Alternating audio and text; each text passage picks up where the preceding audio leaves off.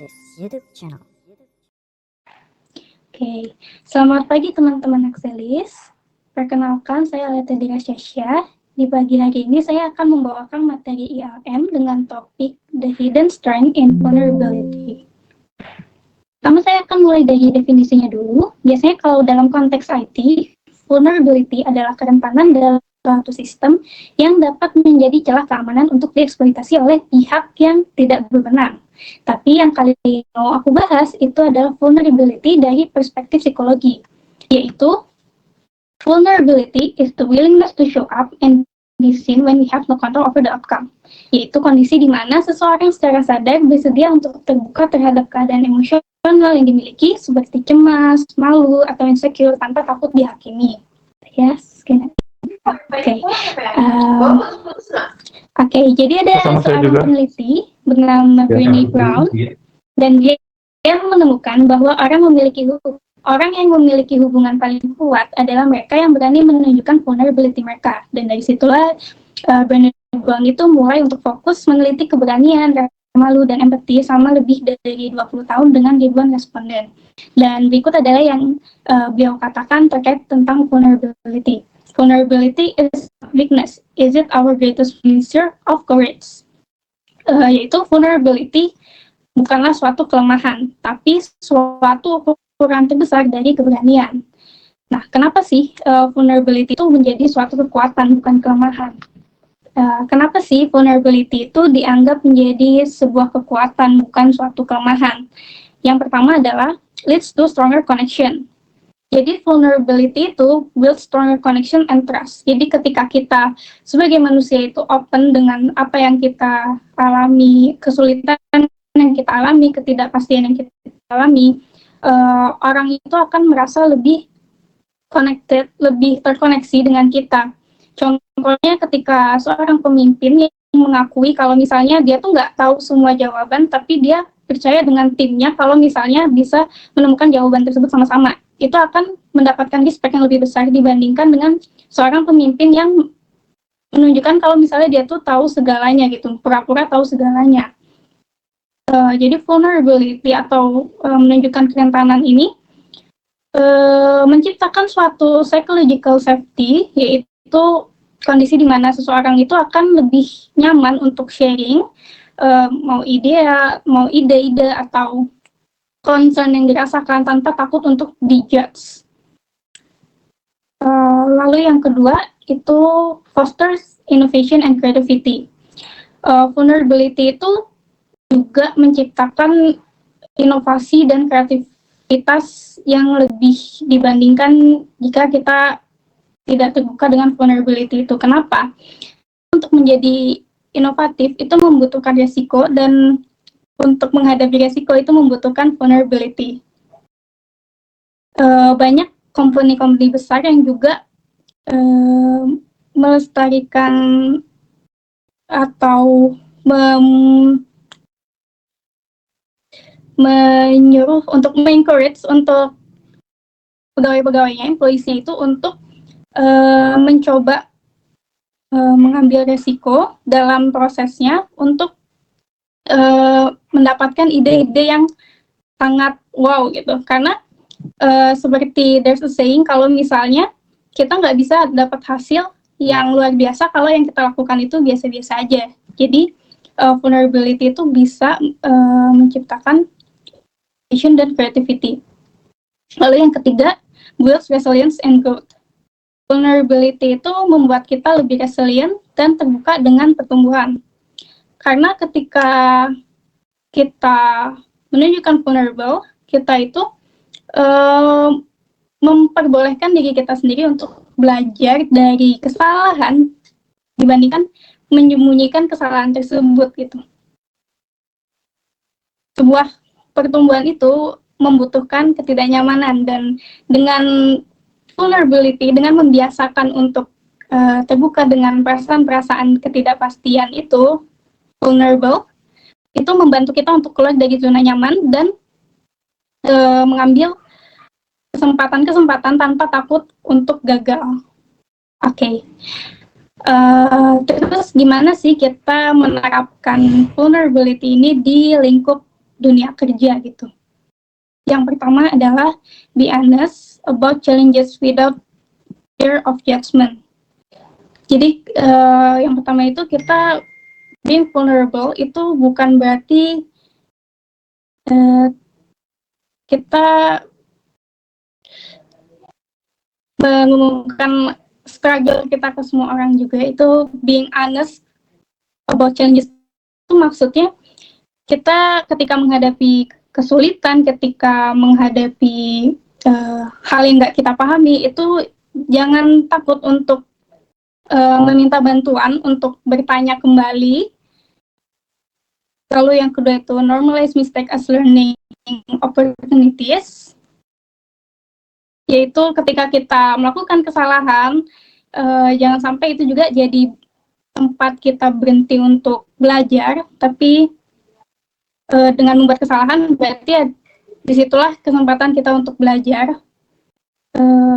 Ketika membuat kesalahan berarti kita nextnya harus apa nih, tapi bukan ketika kita buat kesalahan kita langsung berhenti, oh berarti gue nggak bisa. Itu jangan sampai seperti itu. Lalu yang ketiga tuh vulnerability, itu bukan sama dengan oversharing. Jadi vulnerability itu bukan berarti kita share apapun yang kita rasakan juga dengan semua orang, tapi tetap ada situasi yang pasnya gitu. Misalnya kita kayak tadi yang pertama itu misalnya ketika ada kesulitan berarti kita harus tanya ke siapa, minta bantuan ke siapa. Terus kalau ada masalah juga harus ke siapa ceritanya, dan itu bukan berarti ke semua orang itu bisa diceritakan atau share gitu. Ada satu yang aku gak tulis di sini, tapi itu juga practice empathy, yaitu mendengarkan tanpa menjudge terlebih dahulu gitu. Ketika rekan kerja kita ada yang share kalau tentang concernnya atau kesalahan dia atau apa yang dia bingungin, itu jangan sampai kita langsung judge kayak, oh kamu gak bisa kayak gitu doang, gak bisa. Jangan sampai kita judge kayak gitu, tapi kita coba untuk dengarkan terlebih dahulu, bantu cari solusinya, dan lebih fokus untuk ke problem solving-nya dibanding dengan menyalahkan orangnya. Lalu yang terakhir, remember kalau vulnerability isn't about being weak, it's about having the courage to show up authentically, take risks, and connect with others on a deeper level. Vulnerability itu bukan tentang menjadi lemah, tapi tentang berani untuk tampil secara apa adanya, berani mengambil resiko, dan juga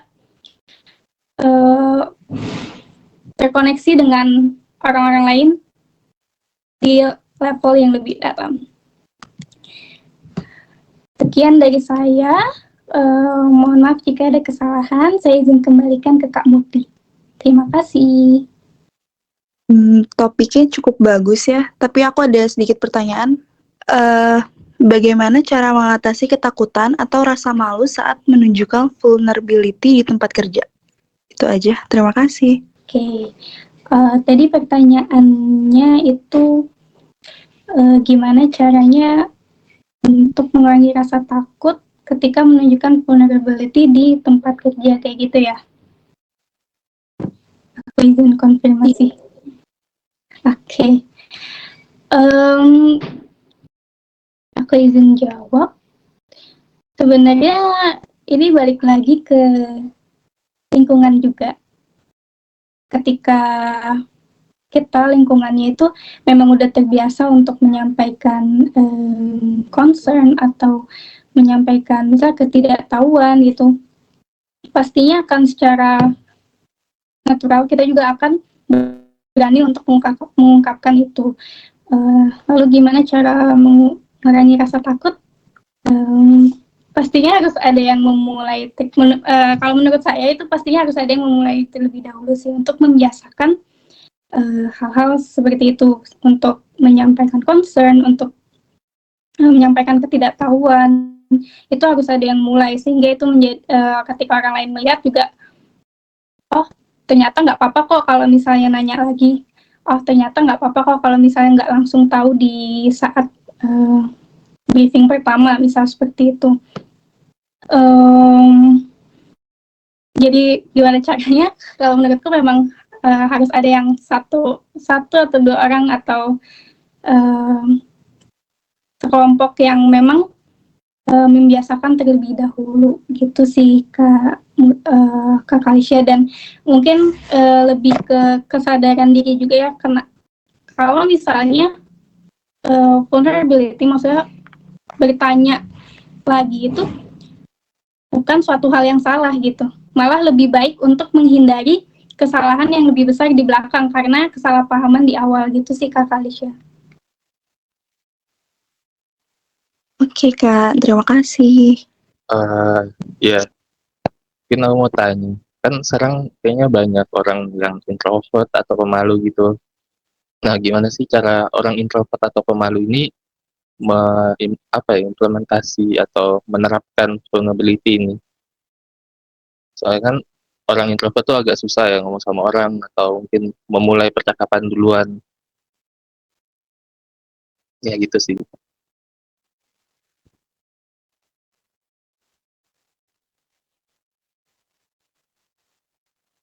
Oke, thank you Kak Andes pertanyaannya.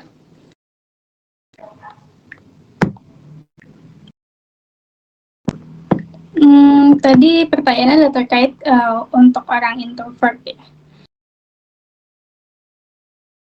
Mungkin ini aku izin jawab pertanyaannya.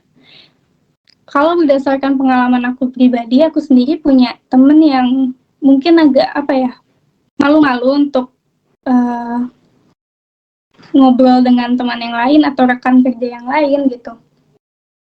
Biasanya mereka tuh tanya, mungkin kita nggak langsung ke skala besar ya, maksudnya langsung tanya ke rekan yang kita nggak kenal atau langsung tanya ke orang yang nggak kita kenal.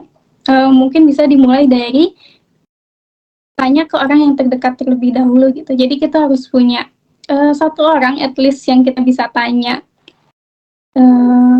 terkait struggle kita atau apa yang nggak kita tahu. Setidaknya tuh bisa dimulai dari situ sih, karena being open up itu nggak harus langsung jadi skala besar juga gitu. Cuman bisa ke orang terdekat terlebih dahulu, itu juga udah termasuk mengimplementasikan embracing vulnerability itu tadi. Begitu sih Kak Andres. Kurang jelas atau sudah cukup menjawab? Ya, cukup. Thank you, Leta. Ini topiknya bagus sih. Tapi saya ada satu pertanyaan. Bagaimana cara kita mengatasi ketakutan kalau misalnya kita ada penolakan atau penghakiman pada saat kita coba untuk lebih terbuka sama orang lain gitu. Itu aja sih. Oke, thank you pertanyaannya. Aku izin ulang pertanyaannya, itu berarti gimana caranya supaya nggak takut untuk dihakimin gitu ya kalau misalnya kita terbuka. Oke. Mungkin yang pertama adalah dari mindset-nya gitu ya. Kalau misalnya kita tuh perlu sadar kalau misalnya nggak semua orang itu akan suka yang pertama itu. Nggak ada 100% orang yang disukai semua orang gitu. Pasti ada yang nggak setuju dengan apa yang kita bagikan atau yang kita lakukan gitu. Yang pertama itu. Yang kedua juga kita harus pede aja gitu. Kenapa? Karena untuk mengungkapkan yang kita butuhkan itu juga suatu hal yang dilakukan untuk bisa jadi suatu hal yang dilakukan untuk menghindari hal-hal buruk yang terjadi ke depannya. Misalnya kayak tadi konteksnya adalah bertanya terkait apa yang nggak kita tahuin tentang pekerjaan, misalnya seperti itu. Kalau misalnya kita nggak nanya di awal, kalau misalnya kita nggak jujur, kalau misalnya nggak paham di awal, itu kan bisa bahaya banget buat di akhirnya. Jadi kita pede aja gitu untuk menerapkan si vulnerability ini gitu, karena emang kita lakukan untuk kebaikan di masa yang akan datang. Terus habis itu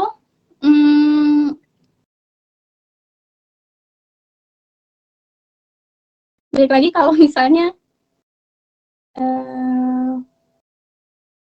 lingkungan sih Kak,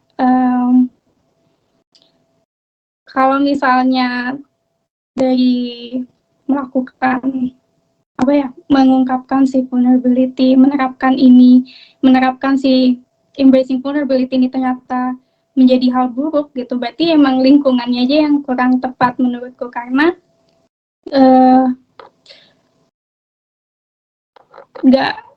nggak semuanya juga pasti akan cocok gitu sih Kak. Jadi mungkin bisa juga sebelum mengungkapkan juga dilihat dulu lingkungannya, apakah kita bisa menerapkan hal ini atau tidak gitu sih Kak. Terima kasih untuk pertanyaannya. Semoga menjawab. Oke, terima kasih jawabannya.